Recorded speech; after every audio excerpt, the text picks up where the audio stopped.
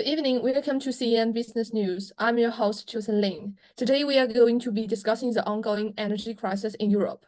With the Ukraine war, supply chain disruptions all across Europe has led to a lot of energy providers going bust, and prices have been rising for consumers. We are honored to welcome the CEO of EDF, a leading energy provider in France with a market cap of over $5 billion, who joins us today to discuss this critical issue. Thank you for joining us, Kelly. Thank you for having me. The energy sector is facing significant challenges affecting corporations and individuals. How has this crisis affected the industry as a whole? And more specifically, how has it impacted EDF? Well, the industry is indeed experiencing challenging times.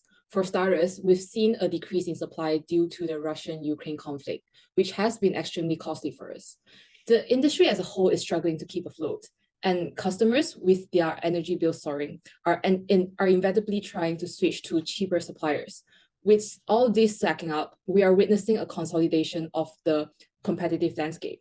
And to EDF, that means more customers are turning to us. But there is much we need to do to balance affordability with quality to ensure EDF remains their top choice.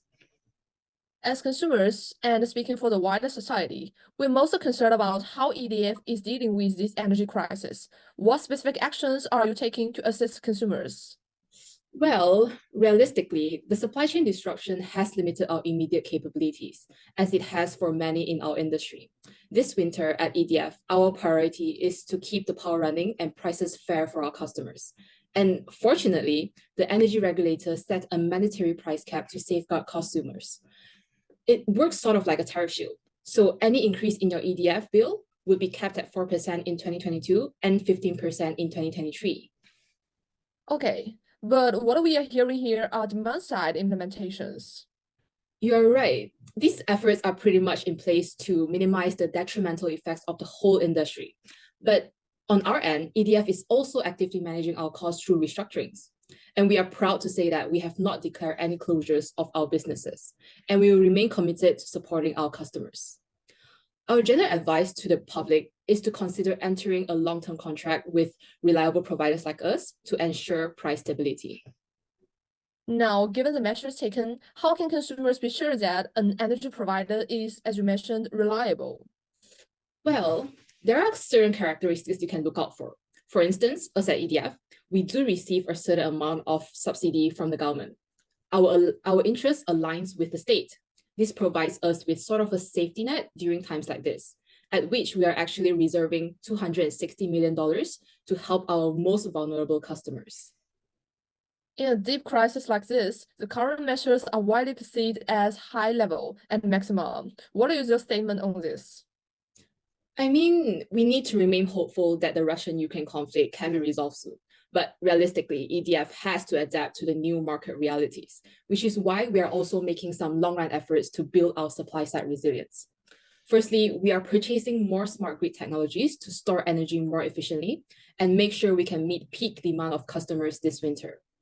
Overall, we predict these smart grids would be able to bring effective savings of $600 annually per household. In addition, we're investing $56 billion, constructing 6 new nuclear reactors in France and building the UK's wind and solar energy supply. By diversifying into renewables, we are reducing our reliance on Ukrainian fossil fuels and reducing our vulnerability to future shocks. With that, we are also proudly contributing to the EU's low carbon goals as the biggest generator of low carbon electricity. Thank you very much for all the insights. It's surprising to learn how the Ukraine-Russian conflict is affecting the rest of Europe. At the same time, we are sure that EDF is spearheading industry efforts with regulators to shield customers from the crisis, while embarrassing new business models and diversifying supply chains for a resilient future. Ideally, after listening to this, our audience will feel more informed about the ongoing crisis and less anxious about tackling them. That is all from us at CN News today. Thank you.